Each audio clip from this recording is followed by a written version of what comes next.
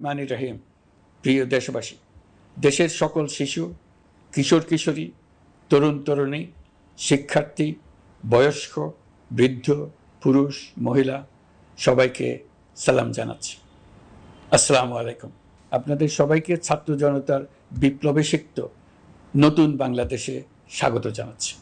গভীর শ্রদ্ধা জানাচ্ছি জুলাই আগস্ট মাসে ফ্যাসিবাদের বিরুদ্ধে ছাত্র জনতার অভ্যুত্থানে নিহত সকলের প্রতি। তাদের আত্মার মাগফিরাত কামনা করছি। তাদের আত্মত্যাগের বিনিময়ে নতুন বাংলাদেশ গড়ার শপথ নিয়ে আমি আপনাদের কাছে কিছু কথা বলতে চাই। শরণার্থীকালের ভয়াবহ বন্যায় যারা মৃত্যুবরণ করেছেন, যারা অসুস্থ হয়ে পড়েছেন বা যারা সর্বস্ব হারিয়েছেন, যারা দুঃসহ জীবনযাপন করছেন, তাদের স্মরণে রেখে আজকের কথাগুলো বলছি। বন্যা দুর্গতদের জীবন দ্রুত স্বাভাবিক করার জন্য যাবতীয় উদ্যোগ সরকারি বেসরকারি পর্যায়ে নেবার আয়োজন করেছি। ভবিষ্যতে সকল ধরনের বন্যা প্রতিরোধে আমাদের আভ্যন্তরীণ এবং প্রতিবেশীদের সঙ্গে যাতে যৌথভাবে নেওয়া যায় সে আলোচনা শুরু করেছে। প্রিয় দেশবাসী, আপনারা জানেন বিপ্লবী ছাত্র জনতা জাতির এই ক্রান্তি লগ্নে আমাকে এক গুরুদায়িত্ব অর্পণ করেছে। তারা নতুন এক বাংলাদেশ গড়তে চায়। নতুন প্রজন্মের এই গভীর আকাঙ্ক্ষাকে বাস্তবে রূপ দেওয়ার সংগ্রামে আমি একজন সহযোদ্ধা হিসেবে তাদের সঙ্গে যোগ দিয়েছি। দেশের সকল বয়সের, সকল পেশার, সকল মতের, সকল ধর্মের সবাইকে বিনা দ্বিধায় এই সংগ্রামে যোগ দেওয়ার আহ্বান জানাচ্ছি।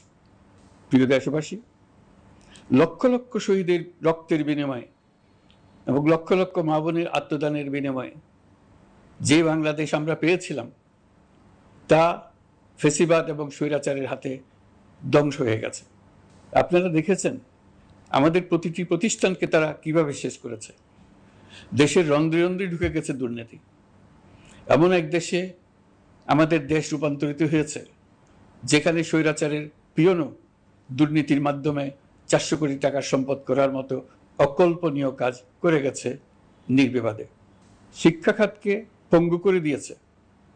ব্যাংকিং ও শেয়ার বাজার খাতে লুটপাট, প্রকল্প ব্যয়ে বিশ্ব রেকর্ড, অবাধ সম্পদ পাচার, আইন শৃঙ্খলা রক্ষাকারী সংস্থাকে নিজ দলের পুতুলে রূপান্তর, বাক স্বাধীনতা হরণ, মানবাধিকার হরণ, এসবই হিমশৈলের অগ্রভাগ মাত্র। ক্ষমতা কুক্ষিগত করতে ফ্যাসিবাদী সরকার খর্ব করেছে জনগণের সাংবিধানিক ক্ষমতা ও অধিকার। দুঃশাসন, দুর্নীতি, অন্যায়, অবিচার, নিপীড়ন, বিচারের নামে প্রহসনের মাধ্যমে জনসুরক্ষা বিপন্ন করেছে। জনগণকে নির্যাতন ও বঞ্চনা ও বৈষম্যের মুখোমুখি দাঁড় করিয়ে দিয়েছে। নতুন প্রজন্মের মানুষ সহ কোটি কোটি মানুষের ভোটাধিকারকে বছরের পর বছর হরণ করেছে।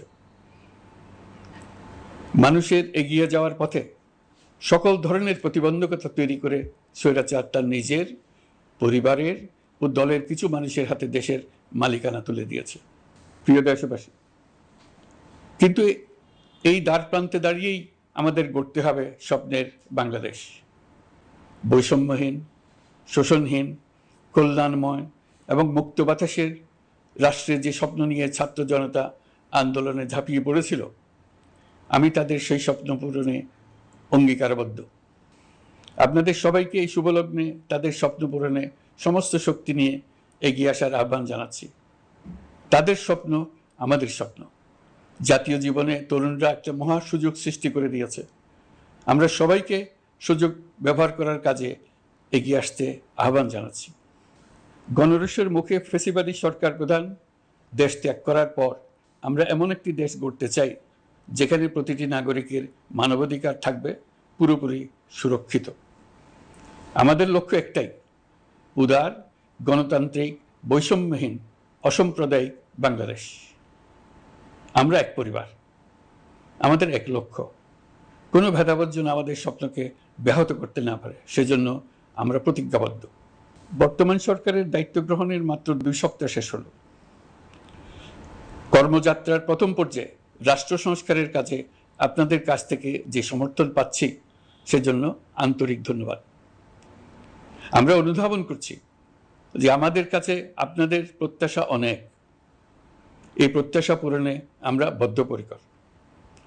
যদিও দীর্ঘদিনের গণতন্ত্রহীনতা, 15 বছরের ফেসিবাদী শাসন ব্যবস্থা প্রায় প্রতিটি ক্ষেত্রেই আমাদের জন্য পর্বতসম চ্যালেঞ্জ রেখে গিয়েছে, কিন্তু এই চ্যালেঞ্জ গ্রহণে আমরা প্রস্তুত। আজ আমি সরকারের পক্ষ থেকে আপনাদের দোয়া ও সহযোগিতা কামনা করতে আপনাদের সামনে এসেছি। শুধু আমি বলবো, আপনাদের একটু ধৈর্য ধরতে হবে।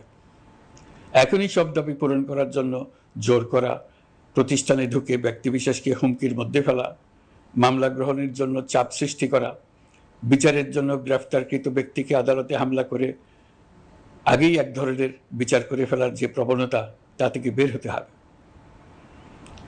ছাত্র জনতার বিপ্লবের গৌরব ও সম্ভাবনা এসব কাজে ম্লান হয়ে যাবে। নতুন বাংলাদেশ গড়ার প্রচেষ্টা এতে ব্যাহত হবে। রাতারাতি এই পরিস্থিতি থেকে উত্তরণ কঠিন। নড়বড়ে এক কাঠামো, আমি বরং বলবো জনস্বার্থের বিপরীতমুখী এক কাঠামোর উপর দাঁড়িয়ে আমাদেরকে দেশ পুনর্গঠনের কাজে হাত দিতে হয়েছে। আমরা এখান থেকেই বাংলাদেশকে এমনভাবে করতে চাই যেন এদেশে জনগণই সত্যিকার অর্থে সকল ক্ষমতার উৎস হয়, বিশ্ব দরবারে একটি মানবিক ও কল্যাণকর রাষ্ট্র হিসেবে সমাদৃত হয়। তরুণ প্রজন্ম, শিক্ষার্থী ও জনতার আত্মত্যাগের প্রতি সম্মান জানাতে রাষ্ট্র সংস্কারের কাজে সফল আমাদের হতেই হবে, এর আর কোনো বিকল্প নেই।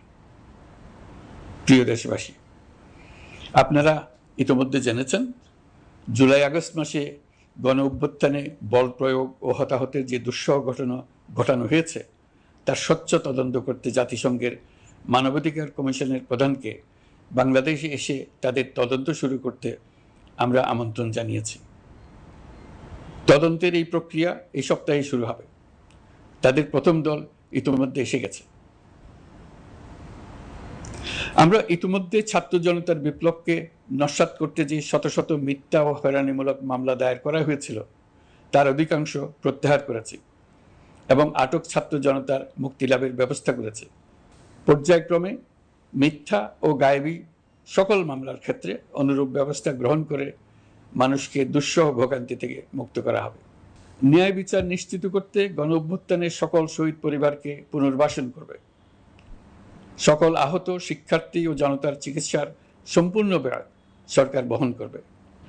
সেই লক্ষ্যে স্বাস্থ্য মন্ত্রণালয়ের নেতৃত্বে উপদেষ্টা পরিষদে বৈষম্য বিরোধী ছাত্র আন্দোলনের প্রতিনিধিত্বকারী 2 জন উপদেষ্টার সহায়তায় একটা পূর্ণাঙ্গ তালিকা প্রস্তুত করা হচ্ছে। এই কার্যক্রমের জন্য এবং গণ অভ্যুত্থানের শহীদদের স্মৃতি ধরে রাখতে সরকার অতি দ্রুত জুলাই গণহত্যা স্মৃতি ফাউন্ডেশন নামে একটি ফাউন্ডেশন প্রতিষ্ঠা করার প্রক্রিয়া শেষ পর্যায়ে এনেছে। আপনাদের সবার এবং বিদেশে অবস্থানরত ভাই বোনদের অনুদান এই প্রতিষ্ঠানে পাঠানোর জন্য অনুরোধ করছি। আমি ব্যক্তিগতভাবে এই প্রতিষ্ঠানের চেয়ারম্যানের পদ গ্রহণ করেছি। প্রিয় দেশবাসী, আপনারা লক্ষ্য করেছেন দায়িত্ব গ্রহণ করেই আমাদেরকে আইন শৃঙ্খলা অঙ্গনে অস্থির পরিস্থিতি সামাল দিতে হয়েছে। আপনাদের সহযোগিতা ও সমর্থনে দেশপ্রেমিক সকল আইন শৃঙ্খলা রক্ষাকারী বাহিনী কাজে যোগ দিয়েছে। ফ্যাসিবাদী সরকার প্রশাসনের চরম দলীয়করণ করার ফলে বিপুল সংখ্যক কর্মকর্তা কর্মচারী দীর্ঘদিন বৈষম্যের শিকার হয়েছেন। আমরা ইতিমধ্যে সংশোধনমূলক ব্যবস্থা গ্রহণ করতে আরম্ভ করেছি, তবে প্রশাসনকে গতিশীল রাখতে এবং একই সাথে সুনির্দিষ্ট পদ্ধতি অনুসরণ করে সঠিক সিদ্ধান্তে উপনীত হতে সময় প্রয়োজন। সেজন্য সকলকে ধৈর্য ধরার অনুরোধ করছি। প্রশাসনের সকল ক্ষেত্রে প্রতিষ্ঠানগুলো যেন জনগণের আস্থা ফিরে পায়, সেটি আমাদের অন্যতম উদ্দেশ্য। লুটপাট ও দুর্নীতির আখড়ায় পরিণত করা ব্যাংকিং খাতে সুশাসন নিশ্চিত করার জন্য আমরা উদ্যোগ নিয়েছি। এই খাতে দক্ষ জনবল নিয়োগ দেওয়া হচ্ছে। ব্যাংকিং খাতে শৃঙ্খলা স্থাপন, ব্যবসা বাণিজ্যে সহায়ক পরিবেশ তৈরি এবং জনগণের জীবনযাপন সহজ করতে নিত্য প্রয়োজনীয় দ্রব্যমূল্য ও মূল্যস্ফীতি নিয়ন্ত্রণে আনার আমরা উদ্যোগ সচল করেছি। ব্যাংকিং খাতে দীর্ঘমেয়াদী সংস্কারের জন্য ব্যাংক কমিশন গঠন করা হবে। আর্থিক খাতে সার্বিক পরিস্থিতি ও সংস্কার বিষয়ে একটি রূপকল্প তৈরি করা হবে, যা দ্রুত জনসমক্ষে প্রকাশ করা হবে। শেয়ার বাজার, পরিবহন খাত সহ যেসব ক্ষেত্রে চরম বিশৃঙ্খলা বিরাজ করছে তা নিরসনের দ্রুত পদক্ষেপ নেওয়া হচ্ছে। বিচার বিভাগকে দুর্নীতি ও দলীয় প্রভাব মুক্ত করতে কার্যক্রম শুরু হয়েছে। একটি সুনির্দিষ্ট প্রক্রিয়ার মধ্য দিয়ে বিচার বিভাগের স্বাধীনতা ও জবাবদিহিতা নিশ্চিত করার উদ্যোগ নেওয়া হয়েছে। ফ্যাসিবাদী সরকারের বিচার বহির্ভূত হত্যাকাণ্ড, গুম, খুন, অপহরণ এবং আয়নাঘরের মতো চরম ঘৃণ্য সকল অপকর্মের ন্যায় বিচার নিশ্চিত করা হবে। এসব অপকর্মের সঙ্গে জড়িত সকলের বিচার নিশ্চিত করা হবে। তালিকা প্রস্তুত করে মিথ্যা মামলা প্রত্যাহার করা হবে। দুর্নীতি ও সম্পদ পাচারের বিচার করা হবে। আইন শৃঙ্খলার ক্ষেত্রে জনমুখী ও দলীয় প্রভাবমুক্ত জবাবদিহিমূলক কাঠামো সৃষ্টির লক্ষ্যে পুলিশ কমিশন গঠন করা হবে। জাতিসংঘের তদন্ত প্রতিবেদন, দায়িত্বপ্রাপ্ত সকল সংস্থা ও জনগণের সাথে মত বিনিময়ের মাধ্যমে কমিশনের নেতৃত্বে প্রয়োজনীয় সংস্কার করা হবে। বাংলাদেশকে আর কোনোদিন কেউ যেন কোনো পুলিশি রাষ্ট্রে পরিণত করতে না পারে তার ব্যবস্থা করা হবে। তথ্যের অবাধ প্রবাহ ও গণমাধ্যমের স্বাধীনতা নিশ্চিত করা হবে। ফ্যাসিবাদী সরকার গণমাধ্যমের উপরও দলীয়করণ ও নির্যাতনের বোঝা চাপিয়েছিল। জনগণের তথ্যের অধিকার নিশ্চিত করতে আমরা প্রতিশ্রুতিবদ্ধ। তথ্যের প্রবাহে বিদ্যমান আইনি ও অন্যান্য বাধা অপসারণ করা হবে। মত প্রকাশের স্বাধীনতা বাধাগ্রস্ত করে এমন সব আইনের নিপীড়নমূলক ধারা সংশোধন করা হবে।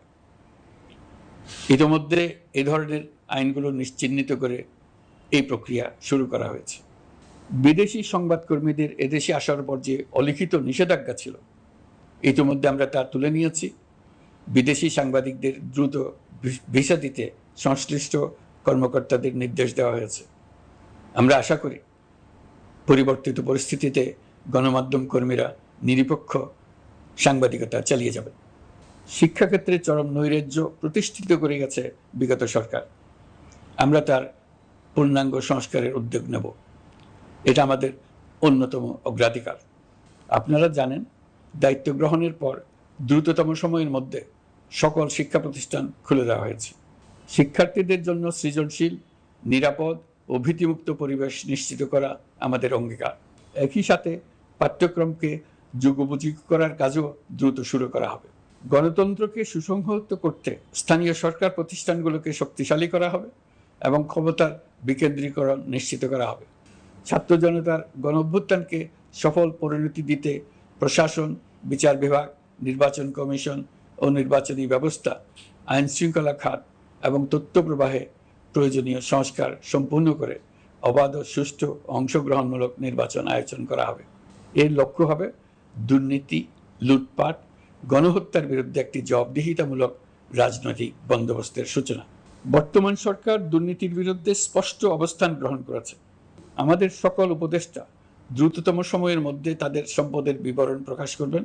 পর্যায়ক্রমে এটা সকল সরকারি কর্মকর্তাদের ক্ষেত্রেও নিয়মিত এবং বাধ্যতামূলক করা হবে। রাষ্ট্রীয় পর্যায়ে দুর্নীতির বিরুদ্ধে ব্যবস্থা গ্রহণে সংবিধানের ৭৭ অনুচ্ছেদে প্রতিশ্রুত ন্যায়পাল নিয়োগে অধ্যাদেশ প্রণয়ন করা হবে। এবার কৃষি খাতের কথা একটু বলে। কৃষি নির্ভর বাংলাদেশে কৃষকের স্বার্থ যেন সুরক্ষিত থাকে, কৃষক যেন তার উৎপাদিত পণ্যের ন্যায্য মূল্য পায়, তা নিশ্চিত করা হবে। প্রবাসী শ্রমিকরা যেভাবে বৈষম্য বিরোধী ছাত্র জনতার আন্দোলনকে সমর্থন দিয়েছে, মুক্তিকামী জনগণ তা কৃতজ্ঞ চিত্তে স্মরণ করে।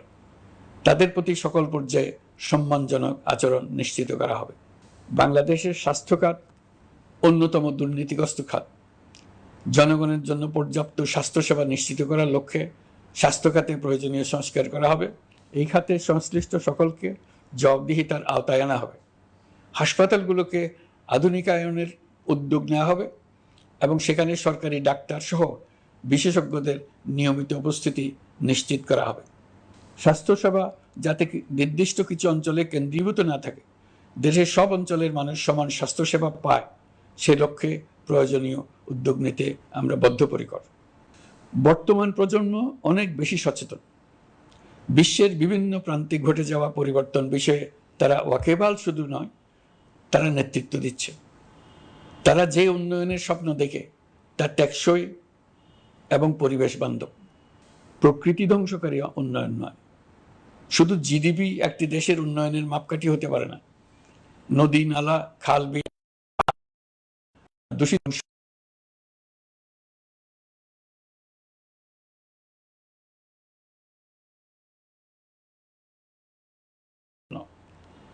জলবায়ু পরিবর্তন রোধ করতে এবং আগামী প্রজন্মের জন্য সুস্থ একটা পৃথিবী রেখে যেতে কার্বন নিঃসরণ শূন্যের কোটায় নামিয়ে আনার বিকল্প নেই।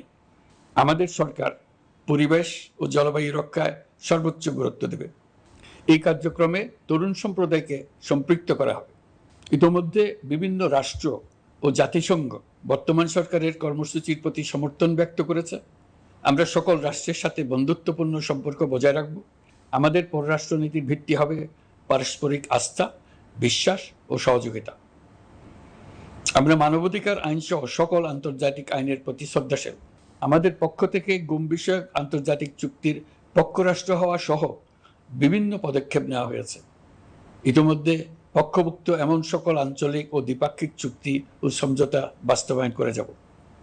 আমাদের সরকার রোহিঙ্গা সমস্যার বাস্তবসম্মত সমাধানের লক্ষ্যে আন্তর্জাতিক সম্প্রদায়ের সাথে কাজ করে যাবে।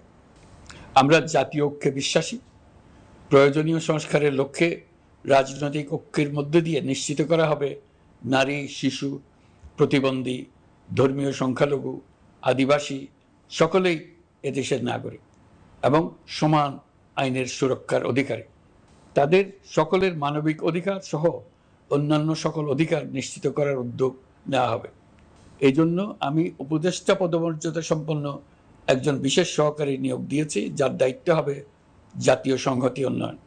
বন্যা কবলিত এলাকার সকল মানুষের দুর্ভোগ লাঘবে সরকার সঠিক সহায়তা দেওয়ার জন্য সরকারের যত কার্যক্রম আছে তাদের সচল করেছে। ইতিমধ্যে উপদেষ্টাবৃন্দ বিভিন্ন এলাকার দায়িত্ব নিয়ে এলাকায় গেছেন। আমার কার্যালয়ে একটা নিয়ন্ত্রণ কক্ষ স্থাপন করা হয়েছে। বন্যা পরবর্তী কার্যক্রম নেওয়া হয়েছে। ভবিষ্যতে বন্যা নিয়ন্ত্রণের জন্য করণীয় কী স্থির করার জন্য পদক্ষেপ নেওয়া হচ্ছে। দেশপ্রেমিক সেনাবাহিনী, পুলিশ, বিজিবি, র্যাবকে গুম নির্যাতনের কাজে লাগিয়ে তাদের কলঙ্কিত করা হয়েছে। তারা দেশের গৌরব। তাদেরও কিছু অতি উৎসাহী সদস্যের কারণে পুরো বাহিনীকে আমরা কলঙ্কিত দেখতে চাই না। আমরা অপরাধীদের চিহ্নিত করতে চাই এবং তাদের শাস্তি দিতে চাই, যেন ভবিষ্যতে কারো হুকুমে দেশপ্রেমিক কোনো বাহিনীর, পুলিশের, র্যাবের কোনো সদস্য হত্যাকাণ্ড, গুম ও অত্যাচারে জড়িত হওয়ার সাহস না করে। তাদের কাছে হুকুম যত বড় কর্তৃপক্ষের কাছ থেকে আসুক না কেন, তারা তা উপেক্ষা করবে। ভবিষ্যতে উপরওয়ালার হুকুমে এমন ঘৃণ্য কাজ করতে বাধ্য হয়েছে এমন ব্যাখ্যা কারো কাছে গৃহীত না হয়, তার ব্যবস্থা করা হবে। আমি দেশরক্ষা বাহিনী, পুলিশ বাহিনী এবং অন্যান্য সহল বাহিনীকে নির্দেশ দিয়েছি তারা তাদের মধ্যে যারা হত্যাকাণ্ড, গুম, খুন বা শারীরিক মানসিক অত্যাচারে সরাসরি জড়িত তাদের চিহ্নিত করে বিচারের ব্যবস্থা করতে। যারা গুম হয়েছে, হত্যার শিকার হয়েছে তাদের তালিকা প্রস্তুত করতে। তাদের পরিবার সমূহকে সান্ত্বনা দেওয়ার ভাষা আমার নাই। তাদের জীবনে শান্তি ফিরিয়ে আনতে আমরা প্রচেষ্টা অব্যাহত রাখব। আমি সকল দেশরক্ষা বাহিনী ও আইনশৃঙ্খলা বাহিনীকে তাদের উপর জনগণের সম্পূর্ণ আস্থা ফিরিয়ে আনতে সকল পদক্ষেপ গ্রহণ করতে নির্দেশ দিয়েছি। গত 15 বছরের দুর্নীতি, অর্থ পাচার ও জনস্বার্থ বিরোধী চুক্তি স্বাক্ষর, প্রকল্পের নামে লুটপাট ইত্যাদি তথ্য নিয়ে একটি শ্বেতপত্র প্রণয়নের জন্য আমি ইতিমধ্যে একটি কমিটি গঠন করেছি। আমি বিভিন্ন দেশের রাষ্ট্রদূত এবং দাতা সংস্থার প্রতিনিধিদের সঙ্গে বৈঠক করেছি এবং করে যাচ্ছি। ছাত্র জনতার গণঅভ্যুত্থানের পর দেশ গঠনের জন্য সকল প্রকার আর্থিক অন্যান্য সহযোগিতার জন্য তাদেরকে অনুরোধ জানাচ্ছি। তারা এই ব্যাপারে আগ্রহ দেখাচ্ছে। তাদের কাছে আমাদের প্রস্তাবসমূহ প্রণয়ন করে দ্রুত পাঠানোর ব্যবস্থা নিয়েছি। তাদেরকে অনুরোধ জানিয়েছি তারা যেন পরিস্থিতির কারণে অতি দ্রুত অর্থ ছাড় করার ব্যবস্থা নেন। তাদেরকেও বলেছি যে অবস্থার মধ্য দিয়ে আমরা যাচ্ছি তা যেমন একটি দুর্যোগপূর্ণ সময়, তেমনি এটা জাতির জীবনে মস্ত বড় সুযোগ। এই সুযোগকে যেন আমরা পূর্ণভাবে কাজে লাগাতে পারি। সেজন্য তাদের সহযোগিতা চেয়েছে। এই গণ অভ্যুত্থানে বিদেশে অবস্থানকারী বাংলাদেশিরা অত্যন্ত গুরুত্বপূর্ণ ভূমিকা পালন করেছেন। জাতি তাদের অবদান বিশেষভাবে স্মরণ করবে। নতুন বাংলাদেশ গড়ার কাজে আমরা তাদের অংশগ্রহণ চাইব। আমাদের একটি লক্ষ্য হবে বিদেশগামী এবং প্রত্যাবর্তনকারী প্রত্যেক প্রবাসী শ্রমিককে মর্যাদা ও সম্মানের সঙ্গে দেশে আসা এবং যাওয়া নিশ্চিত করা। সে ব্যাপারে শিগগিরই পদক্ষেপ নেওয়া হবে। বিদেশে অবস্থানরত সকলের কাছে আমার আবেদন, তারা যেন তাদের উপার্জিত অর্থ অফিসিয়াল চ্যানেলে দেশে পাঠান। দেশের অর্থনৈতিক সংকট উত্তরণে এই অর্থ বিশেষভাবে প্রয়োজন। কি কি ব্যবস্থা নিলে তাদের জন্য অফিসিয়াল চ্যানেলে অর্থ পাঠানো সহজ হবে সেটা সম্বন্ধে আমরা তাদের পরামর্শ নেব। সারা দেশ ঘুষের মহাসমুদ্রে নিমজ্জিত। কিভাবে ঘুষ থেকে আমরা মুক্ত হতে পারি তার জন্য আমাদের পরামর্শ দেন। শুধু এই কাজটা নিয়ে অগ্রসর হতে পারলেই আমি মনে করি দেশের জন্য এই সরকার একটা গুরুত্বপূর্ণ অবদান রেখে গেছে বলে স্মরণীয় হয়ে থাকবে।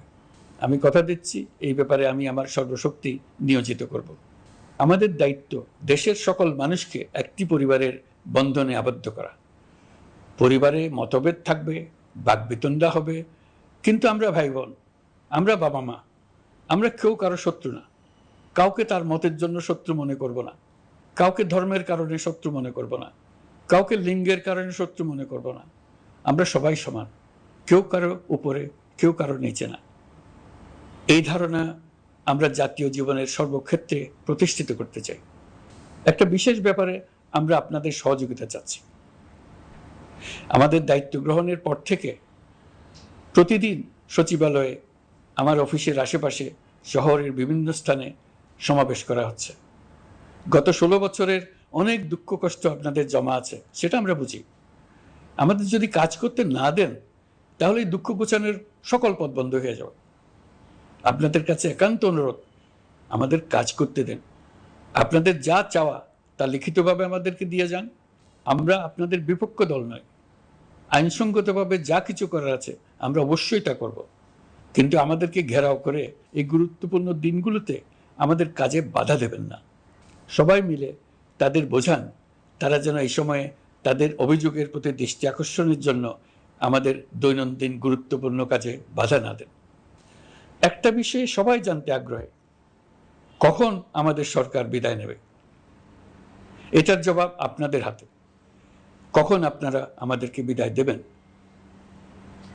আমরা কেউ দেশ শাসনের মানুষ নই। আমাদের নিজ নিজ পেশায় আমরা আনন্দ পাই। দেশের সংকটকালে ছাত্রদের আহ্বানে আমরা এই দায়িত্ব গ্রহণ করেছি। আমরা সমস্ত শক্তি দিয়ে এই দায়িত্ব পালন করব। আমাদের উপদেষ্টা মণ্ডলীও এই লক্ষ্যে উদ্বুদ্ধ হয়ে সবাই মিলে একটা টিম হিসেবে কাজ করে যাচ্ছি। কখন নির্বাচন হবে সেটা সম্পূর্ণ রাজনৈতিক সিদ্ধান্ত, আমাদের সিদ্ধান্ত নয়। দেশবাসীকে ঠিক করতে হবে আপনারা কখন আমাদেরকে ছেড়ে দেবেন। আমরা ছাত্রদের আহ্বানে এসেছি, তারা আমাদের প্রাথমিক নিয়োগকর্তা। দেশের আপামর জনসাধারণ আমাদের নিয়োগ সমর্থন করেছে। আমরা ক্রমাগতভাবে সবাইকে বিষয়টি স্মরণ করিয়ে যাব, যাতে হঠাৎ করে এই প্রশ্ন উত্থাপিত না হয় আমরা কখন যাব। তারা যখনই বলবে আমরা চলে যাব। আমরা সংস্কারের অংশ হিসেবে নির্বাচন কমিশনকেও সংস্কার করব। কমিশনকে যে কোনো সময় আদর্শ নির্বাচনের জন্য প্রস্তুত রাখব। আমরা বিভিন্ন সংস্কারের কাজ শুরু করেছি। দেশবাসীকে অনুরোধ করব একটা আলোচনা শুরু করতে। আমরা সর্বনিম্ন কি কি কাজ সম্পূর্ণ করে যাব, কি কি কাজ মোটামুটি করে গেলে হবে। এই আলোচনার মাধ্যমে আমরা একটা দিক নির্দেশনা পেতে পারি। তবে চূড়ান্ত সিদ্ধান্ত রাজনৈতিক সিদ্ধান্ত, সেটা রাজনৈতিক আলোচনা থেকেই আসবে। এই দিক নির্দেশনা না পেলে আমরা দাতা সরকার এবং আন্তর্জাতিক অর্থনৈতিক প্রতিষ্ঠানসমূহের সঙ্গে আলোচনায় দৃঢ়তার সঙ্গে অগ্রসর হতে পারছি না। আমি নিশ্চয়তা দিচ্ছি, আমরা আমাদের পক্ষ থেকে মেয়াদ বৃদ্ধির কোনো প্রশ্ন তুলব না। আমরা আপনাদের সকলের দোয়া চাই। যেই কদিন আছি সেই সময়টুকু উপদেষ্টা মণ্ডলীর প্রত্যেকে নিজ নিজ সাধ্যমতো দেশের এই সংকটকালে সংকট উত্তরণে যেন নিজ নিজ মেধা সাধ্যমতো কাজে লাগাতে পারে। নতুন বাংলাদেশ গড়ার যে সুযোগ ছাত্র জনতার রক্তের বিনিময়ে আমরা অর্জন করলাম, আমরা আমাদের মতানৈক্যের কারণে সেটা যেন হাতছাড়া করে না ফেলে।